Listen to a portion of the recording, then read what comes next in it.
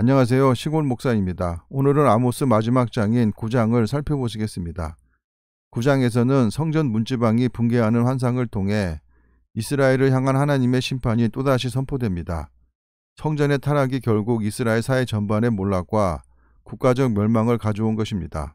그러나 하나님의 손은 항상 심판의 와중에서도 남은 자를 향하여 은혜 중에 펼쳐져 있음을 본장을 통해 알 수 있습니다. 1절입니다.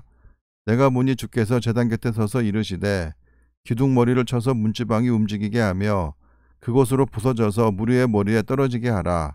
내가 그 남은 자를 칼로 죽이리니 그 중에서 한 사람도 도망하지 못하며 그 중에서 한 사람도 피하지 못하리라.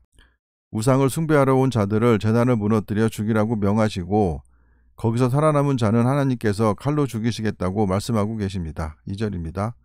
그들이 파고 수월로 들어갈지라도 내 손이 거기에서 붙잡아 낼 것이요 하늘로 올라갈지라도 내가 거기에서 붙잡아 내릴 것이며 갈멜산 꼭대기에 숨을지라도 내가 거기에서 찾아낼 것이요 내 눈을 피하여 바다 밑에 숨을지라도 내가 거기에서 뱀을 명령하여 물게 할 것이요 그 원수 앞에 사로잡혀 갈지라도 내가 거기에서 칼을 명령하여 죽이게 할 것이라.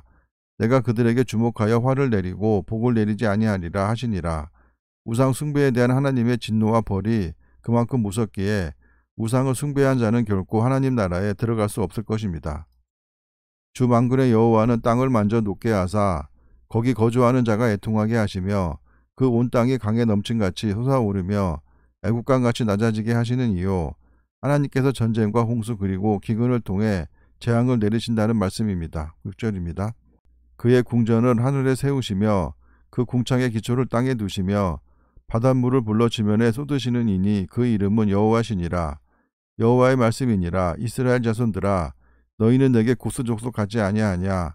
내가 이스라엘을 애굽 땅에서 블레셋 사람을 갑돌에서 아람 사람을 길에서 올라오게 하지 아니하였느냐. 하나님께서는 이스라엘 백성뿐 아니라 모든 이방의 나라 역시도 주관하시는 분이라는 것을 말씀하고 계십니다. 8절입니다. 보라 주 여호와의 눈이 범죄한 나라를 주목하노니 내가 그것을 지면에서 멸하리라. 그러나 야곱의 집은 온전히 멸하지는 아니하리라. 여호와의 말씀이니라. 이스라엘은 아브라함과 야곱과 이삭과의 언약 때문에 온전히 멸하지 않으신다는 말씀입니다. 9절입니다. 보라 내가 명령하여 이스라엘 족속을 만국 중에서 체질하기를 채로 체질한 같이 하려니와 그 한 알갱이도 땅에 떨어지지 아니하리라. 언약에 충실한 백성은 하나님께서 그 언약대로 이행하여 구원하여 주신다는 말씀입니다. 내 백성 중에서 말하기를 화가 우리에게 미치지 아니하며 이르지 아니하리라 하는 모든 죄인은 칼에 죽으리라.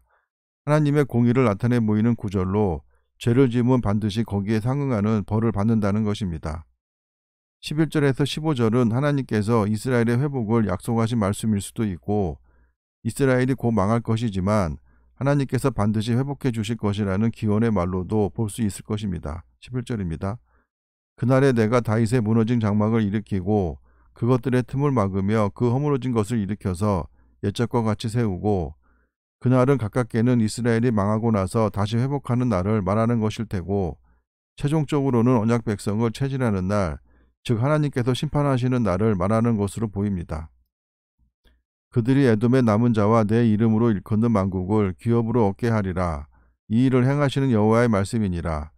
하나님의 은혜로 회복된 이스라엘이 많은 이방 열국들을 속국으로 두어 지배하며 광대한 통치권을 행사하게 되리라는 말인데 이 말씀은 신구약 중간기에 일부 이루어졌고 현재는 완전히 이루어진 상태입니다. 13절입니다. 여호와의 말씀이니라. 보라 날이 이를지라. 그때 파종하는 자가 곡식 추수하는 자의 뒤를 이으며 포도를 밟는 자가 씨 뿌리는 자의 뒤를 이으며 산들은 단 포도주를 흘리며 작은 산들은 녹으리라. 본절은 풍작을 이룬 모습을 묘사한 말인데 작은 산들이 녹는다는 말은 산에서 기르는 양이나 염소 등 가축으로 인해 많은 양의 젖을 얻게 된다는 것으로 젖이 흘러넘치는 모습이 마치 봄에 쌓인 눈이 녹듯 한다는 말로 보입니다. 내가 내 백성 이스라엘이 사로잡힌 것을 돌이키리니 그들이 황폐한 성읍을 건축하여 거주하며 포도원들을 가꾸고 그 포도주를 마시며 가원들을 만들고 그 열매를 먹으리라.